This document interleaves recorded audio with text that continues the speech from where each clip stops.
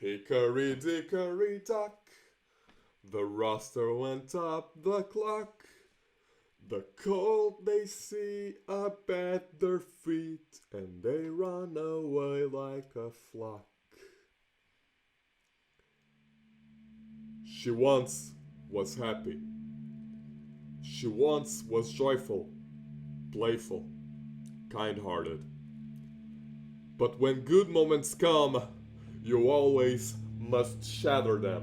When life is as good as it feels, you always must ruin it. That's what Lilith's family did to her. You see, they abused her in every way possible. They deprived her of her basic needs. She had to run away to the woods where she hungered for a whole month, and that was almost it for her. So now I have a question. A simple question that I know you will easily find the answer.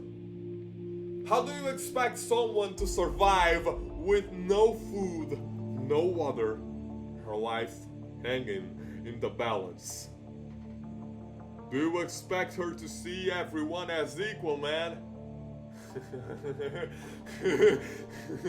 Of course not. Thanks to your selfishness, in Lilith's world, there ceased to be men and women, and there were 7 billion preys for one single hunter. She gave up seeing mankind as a race. And she started seeing mankind as her sustenance. So, next time you say that your life is at stake, don't you think for a second that it is because of pollution or because of climate change. It is because your selfishness, your dumbness, your ignorance, all your ethical deficiencies created a ravenous, unmerciful human being. All your faults created a man-eater. I hope you're all happy, because I guess that's what you wanted, right? The time for prayer has begun. Hush, little baby, don't say a word. Mama's gonna buy you a mockingbird.